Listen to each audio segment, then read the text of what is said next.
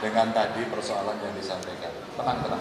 Pertanyaan jadi. Baik, pertanyaannya mungkin dari pihak pemerintah bagaimana menyiapkan lapangan kerja, karena kalau kami sendiri yang buka lapangan kerja dan akhirnya nih seperti itu. Terima kasih. Bagaimana menyiapkan lapangan kerja? Ada dua. Kamu jadi pegawai atau mau jadi entrepreneur. Kalau mau jadi pegawai, siapkan diri jadi pegawai, maka akses pendidikan yang saya ceritakan di awal mudah, murah.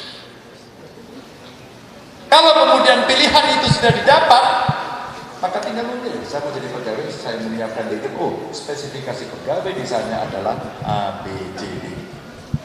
Kamu siapkan bisa berkompetisi. Kalau tidak, siapkan dirimu untuk menjadi entrepreneur. Maka satu harus punya skill untuk menjadi pengusaha. Dua, punya pemahaman literasi bisnis seperti akses permodalan. Dan jangan khawatir, ada banyak pelatihan yang bisa dilakukan. Mulai dari kapan? Mulai dari sekarang. Apa bisa dilakukan pemerintah? Menggali bakat anak-anak kita. Talent scouting. Begitu itu sudah apa? Ada ekstrakurikuler yang bisa diberikan. Contoh, ketika saya ketemu dengan anak muda, ketika saya menjadi gubernur Jawa Tengah, usulan, udahlah Pak Medan, nggak usah banyak cincong. Pak, kami ini punya keterampilan yang beda-beda. Bapak bisa sediakan kreatif hub. Kreatif hub itulah co-working space yang kita berikan kepada anak muda, dan mereka berkumpul di situ, bertukar pikiran di situ, berdiskusi di situ, berkolaborasi di situ, dan kemudian kita jadi pengusaha. Ya. Kalau kemudian kita mau mengembangkan potensi yang ada di sini, oke, ada yang menerima tantangan saya bagaimana mengembangkan, katakan satu tenun saja dari NTT. Itu tantangan yang bisa kita bisnis bagus. Anda mau mengembangkan pariwisata, oke, kita kembangkan. Pak, jangan digusur, oke, nggak usah digusur. Tapi apa kesempatan yang bisa diberikan? Ini saya kasihkan contoh yang penting. Kreatif hub, simpul penghubung ekonomi kreatif dan pariwisata. Contoh pariwisata tadi. Kita punya sebutan sebenarnya potensi-potensi. Jadi jangan khawatir, para anak-anak muda terlibat. Ketika daerah merencanakan musyawarah pembangunan, musyawarah perencanaan pembangunan, Anda itu bicara. Saya mau kembangkan ini, polanya begini, kami ikut terlibat seperti ini. Tolong menjadi fasilitasi, pemerintah fasilitasi. Aduh, kamu ingin jadi pengusaha atau pegawai? Pengusaha, udah pas. Jadi pengusaha, udah top ini, hebat kamu ya. Oke. Nah, kayaknya kamu perlu bertemu dengan banyak orang untuk nanti mengerti hal-hal yang tadi saya sampaikan dalam grafik. Oh, bicara baik, coba. Baik, terima kasih untuk kesempatan yang diberikan bagi saya. Perkenalkan, nama saya Yunike dari. Panggilannya? Nama saya Yunike Gloria Bani, panggilannya Yunike. Yunike. Yunike. Ya, Yunike. Yunike. Panggilannya Yunike. Ada itu dulu merek apa itu? Raket itu ya? Yunike. Ini prodi akuntansi. Oke. Oh, yang temennya ya. Pertanyaanmu apa Yunike? Oke, baik Pak. Tadi seperti yang di awal, Bapak kan sudah bilang untuk bisa menaikkan ekonomi masyarakat lemah, itu yang kita kasih bukan ikannya, tapi pancingnya, ya kan Pak? Yeah. Nah, di sini saya lihat satu fenomena, memang betul untuk meningkatkan ekonomi masyarakat salah satunya lewat pendidikan. Tapi ada satu fenomena Pak, yang dimana mahasiswa yang tamat dari satu universitas, ketika tamat, ya realitanya belum tentu penghasilannya itu sama. Dan betul. Tapi begini Pak, saya juga lihat satu fenomena, jika kesuksesan seseorang diukur berdasarkan tingkat pendidikan, ya di realitanya ya itu malah terjadi sebaliknya. Seperti begini Pak, orang yang lulusan SMA itu bisa saja penghasilannya lebih besar dibandingkan sarjana. Ya itu kan Pak. Nah dari sini saya kemudian berpikir kalau oke, sekolah, kuliah, tapi tamat lapangan pekerjaan, ya jujur kalau misalkan mau bangun usaha itu kan butuh modal besar kan Pak. Ya, ya betul Pak. Tapi kebanyakan Pak, kalau misalkan di daerah, khususnya di Nusa Tenggara Timur, mungkin pandangan saya secara pribadi, itu masyarakat lebih banyakan mau untuk jadi pegawai negeri sipil, belum kepikiran untuk entrepreneur. Betul Pak? Ini kepikiran ya. Oh ya. Jadi pertanyaannya apa? Pertanyaan saya ini Pak, menurut Bapak, apakah untuk bisa berhasil dalam hidup itu hanya terus untuk fokus sama pendidikan saja, atau kalau misalkan kerja kan masih gaji UMR kan Pak? Nah gaji UMR kan ya kalau di NTT kecil. Nah menurut Bapak apa yang perlu dilakukan bagi kami anak-anak muda jika misalkan pada saat tamat kuliah oke, kerja, hasilkan uang, penutup usul-usul, tapi kalau misalkan goals jangka panjangnya untuk Stop. Pertanyaannya apa? Ini latihan merumuskan pertanyaan, nggak apa-apa. Coba, kamu simpel aja sekarang pertanyaan. Pertanyaannya Pak,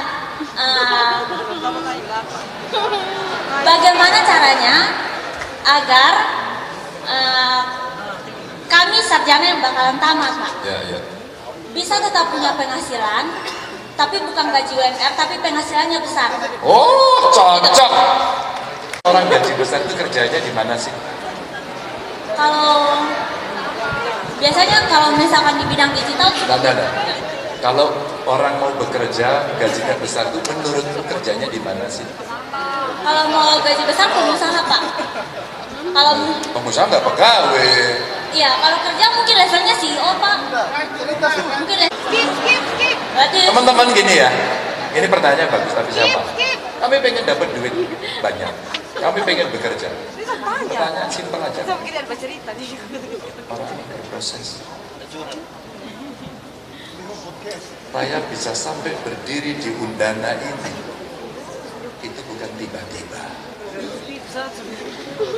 Ya. Bukan fasilitas.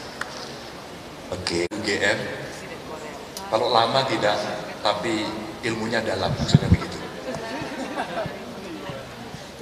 Kami bekerja pertama juga mimpinya seperti ini, tapi kami tidak. Maka kamu harus belajar.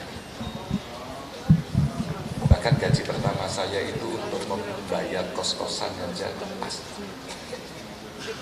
Maka otak kita berpikir bagaimana kita survive. Kita harus bukan lulus duduk manis minta bayaran mahal.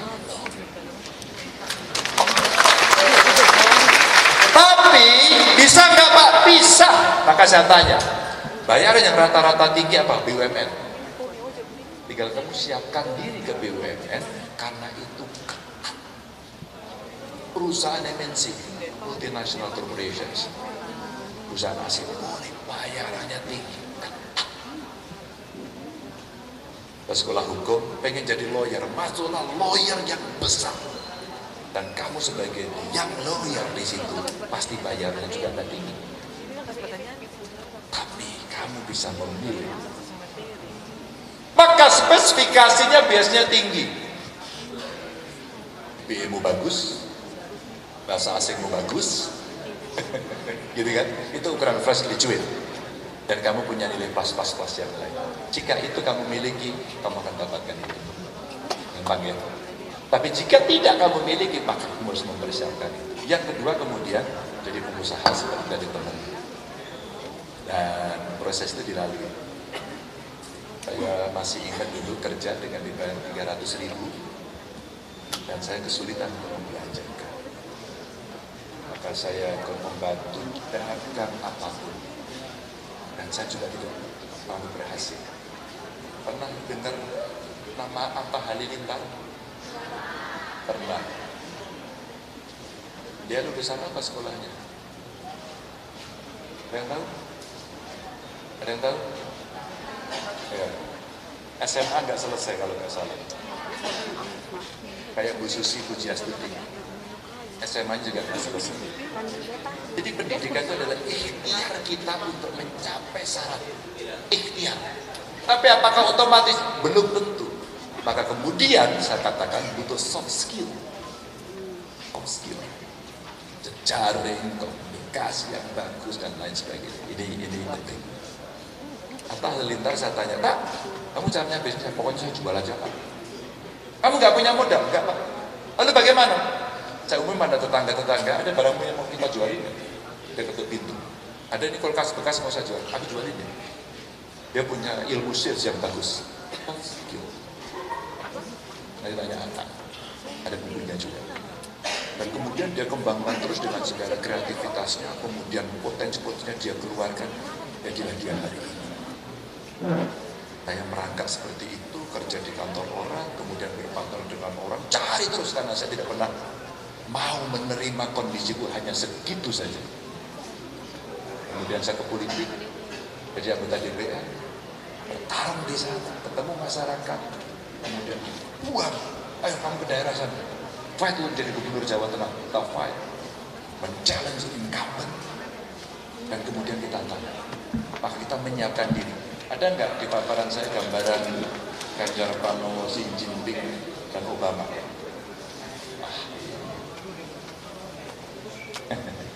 Dari ideologi turun ke hati, Ganjar yang paling kiri, tengah ini Xi Jinping, yang paling kanan Obama. Ternyata 3 orang ini pernah masuk partai di usia saya 24 tahun, Xi Jinping ini 21 tahun, Obama lebih tua 35 tahun. 3-tiganya berproses lama dan 3-tiganya menjadi anggota parlemen. Hah? Instan? Bung, mie instan aja dimasak dulu, Bung. Mie instan aja dimasak dulu. Saya menjadi anggota DPR usia 36. Presiden Xi Jinping menjadi anggota DPR Kongres Legislatif usianya lebih tua, 54. Ya. Dan Obama bareng sama saya usianya, 36. Jadi anggota parlemen. 2 mereka sudah jadi presiden. Oke. Itu proses yang sangat panjang sekali. Kami bukan siapa, bukan anaknya siapa-siapa. Bapak saya orang yang hebat, polisi pangkatnya tidak tinggi. Ibu saya lulusan SMP, bapak saya lulusan SD. Tapi saya bisa menggapai itu, saya diperhitungkan karena insya Allah saya punya ilmu. Saya sekolah, saya menjadi aktivis, saya diam. Kita demo juga, kita kritik juga, tapi saya memilih masuk sistem. Oke, geser. Siapa tadi yang belum? Kamu. Oke. Ya. Terima kasih Dionisio di Nova Valadares. Panggilannya Doni.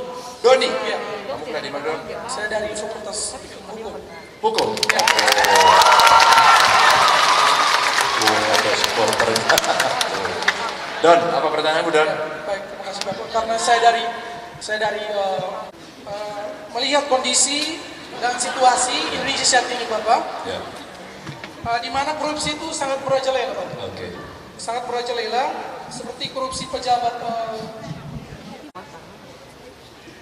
Tantangan ini menjadi suatu yang sangat sulit bagi kami, generasi milenial, khususnya dalam menyongsong generasi emas tahun 2045. Oke. Jadi pertanyaannya? Iya Bapak. Bagaimana? Jadi pertanyaan saya gini Bapak. Ya. Pertanyaan saya, bagaimana langkah-langkah atau upaya preventif yang akan dilakukan oleh Bapak jika Bapak nanti terpilih menjadi orang nomor 1 Republik Indonesia?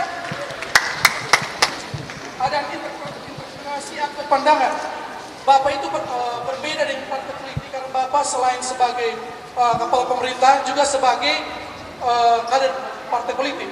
Ya. Terima kasih Bapak. Saya 10 tahun jadi gubernur. Saya sudah memutuskan sendiri. Bagaimana cara tidak korupsi? Dicontohin dulu dari pimpinan tertinggi. Kalau pimpinan pimpinan tertinggi tidak minta-minta setoran, maka bawahan bisa kita tendang. Halo, kamu jangan minta-minta juga ya. Kalau kamu minta-minta saya pecat. Kalau pemimpin tertinggi membuatkan sistem yang fair, maka siapapun yang akan menduduki jabatan melalui promosi terbuka. Bukan jual beli jabatan, dikontrol sendiri. 2. 3, cegahlah sistem agar tidak korupsi. Maka ada 3 syarat. Regulasinya mesti kuat. Regulasi pada sistem kelembagaan yang bisa menghalangi. Dan terakhir, pilihlah aktornya. Aktor yang punya integritas tinggi. Saya beberapa waktu lalu datang kepada Ibu Mary Hugeng. Hugeng adalah Kapolri legend di Indonesia. Hebat dia. Bahkan mobil dinasnya pun, mobil dinas dipinjam orang, tidak dikasih. Karena apa? Karena ini punya negara. Ibunya jualan bunga di rumah, pada saat kemudian beliau jadi Kapolri, beliau ceritakan, hai anak buahku, jangan pernah dan saya larang kamu membeli bunga di tempat istriku. Karena apa? Pasti kamu ingin melarisi dia karena jabatanku. Wow. Maka hidupnya sederhana. Itu. Kecuali kalian pengusaha. 3. Regulasi bagus. Kemudian sistem kelembagaan yang jalan dan aktornya bagus. 10 tahun itu kemudian ketika kita berbeda, kita berani memutuskan sendiri. Hasilnya ini. Mana tadi? Buka lagi, Bu. Hasilnya ini. Nah. Gampang. Ini yang terjadi. Bagaimana cara kita melakukan itu? Saya contohin. Maaf kalimatnya. Teman-teman gak usah store saya ya. Sudah ada jatahnya dari negara. Teman-teman kalau mau jadi pejabat silahkan ya, Anda promosi saja, nggak usah dekat-dekati saya. Kenapa? Setelah itu, sistem pemerintahan berbasis elektronik dilaksanakan ya, maka kemudian kita bisa mengontrol itu dengan mudah dan cepat. Hasilnya apa? Hasilnya survei ini. Kami hanya bisa membuktikan atau memberikan bukti, bukan janji. Ini kayak politisi biasanya. Thank you. Oke ya. Terakhir. Ya. Cek, selamat sore untuk kita semua. Ya, Izin Bapak Ganjar dan rekan-rekannya dan para tamu undangan yang berada pada. Ya, sedikit baru perkenalkan. Okay. Perkenalkan, nama saya Trio Putra Dewa, biasa disapa Trio. Saya kuliah di Universitas Muhammadiyah. Trio namanya. Ada nomor 3. Keempat, tapi ketiga dari laki-laki. Oh iya, oke lah bapakmu gitu ya. Oke, Trio. Kamu kuliah? Kuliah di Universitas Muhammadiyah Kupang. Saya di jurusan Fakultas Hukum. Sama dong. Wadah yang dari Universitas Muhammadiyah mana? Dari teman Fakultas Muhammadiyah. Oke. Trio, apa pertanyaannya? Yuk. Pertanyaannya seperti yang dijelaskan dan dipertanyakan oleh teman-teman saya dan rekan-rekan saya tadi Bapak, saya cuma satu pertanyaan. Ya. Tentang suatu kebangsaan ini, pada saat ini kita berbicara dengan suatu dialog kebangsaan. Ya. Nah, pertanyaan saya dengan sesuatu hal di dalam konstelasi politik, apakah di suatu saat nanti Bapak menjadi orang nomor 1 di negara Indonesia dengan karpet merah yang tersisa, apakah Bapak suatu saat nanti diwariskan kepada keluarga atau tidak? Karena saya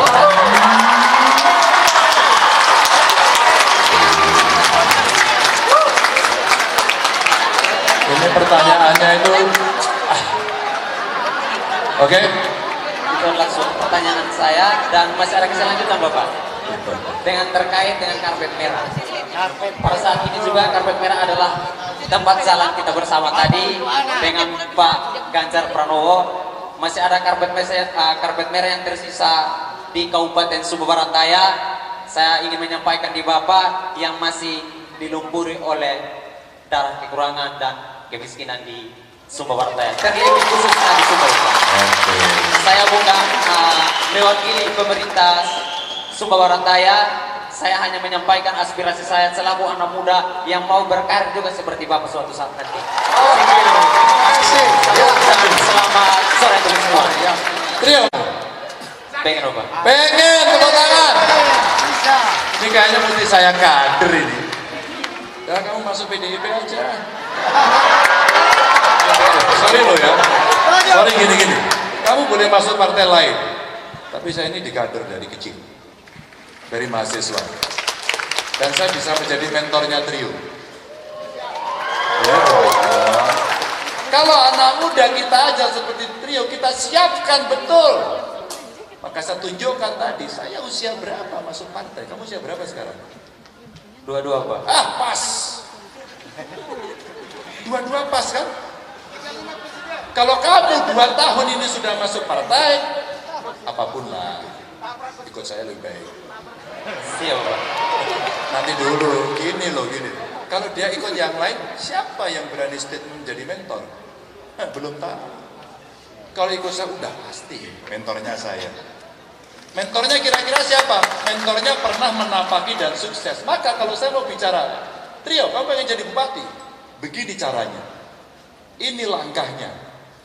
Kenapa Pak Ganjar bisa ngomong, saya 2 periode terpilih kok? Ayo. Apa yang mau saya ceritakan? Memberikan semangat pada anak muda. Pertanyaan saya satu, saya mau jawab dengan pertanyaan. Kalau kamu jadi bupati, korupsi enggak? Nah, Bagus. Jawabannya udah tegas, tidak. Pernah lihat uang 1 miliar? Pernah lihat uang 1 miliar? belum pernah Pak. Belum. Kalau suatu ketika ada orang datang, Pak Bupati Trio, ini Pak, sekedar untuk oleh-oleh saja. Tak di depanmu. Dadah. Terima kasih Pak. Apa yang kamu lakukan pada si uang itu? 1 miliar men. Saya bisa menjawab Pak. Hah? Saya bisa menjawab. Iyalah jawablah. Nah, dengan pertanyaan Bapak tadi itu juga adalah simbol balik dari suatu istilahnya simbiosis mutualisme. Pertimbangan balik antara masyarakat dan pemerintah dengan uang sedekah itu yang diberikan kepada saya, maka dengan cara saya sendiri saya akan melayani masyarakat yang terlena dengan kemiskinan. Duitnya mau kamu apain? Uang itu saya akan memberikan kepada masyarakat yang menjadi utama kemiskinan, Pak. Uangnya akan diberikan kepada masyarakat yang miskin. Betul itu? Siapa yang mengatakan itu betul, angkat tangan. Siapa yang mengatakan itu salah, angkat tangan. Pelajaran sore hari ini dan mengakhiri pertemuan saya adalah itulah namanya gratifikasi. Suap. Tapi saya berikan kepada orang yang berhak. Rakyat saya, no, salah. Kamu harus tegas menolak ini. Sorry, tidak. Pergi kamu. Wah, itu baru oke. Masyarakat miskin akan saya apakan? Akan saya siapkan. Karena jabatan saya sebagai bupati. Siapkan anggaran, saya bicara dengan DPRD, mari kita entaskan kemiskinan programnya A, B, C, D. Dan kemudian, Pak Ganjar, lihat Trio nanti. Saya siap sebagai anak muda debat di depan panggung. Gitu. Untuk menurunkan kemiskinan dan memberantas korupsi. Itu. Oke nggak? Siap, Pak. Tinggal apa? Latihan. Siapa yang melatih? Siap, Pak. Gak tahu nih siap ini beneran nggak? Benar, Bapak. Beneran? Benar. Besok pagi kamu datang ke DPC minta KTA. Siap, Bapak. Oke. Loh, teman-teman, ini saya sampaikan sesuatu yang konkret agar ini bisa dilaksanakan. Kita menyampaikan terima kasih. Mudah-mudahan yang sepenggal ini bisa memberikan cerita kepada kita semua akan kemana dan bagaimana persiapan kita. Assalamualaikum warahmatullahi wabarakatuh. Baik, terima kasih adik-adik sekalian. Sekali lagi kita berikan aplaus buat Mas Ganjar. Ya, adik-adik sekalian, jadi pemaparan.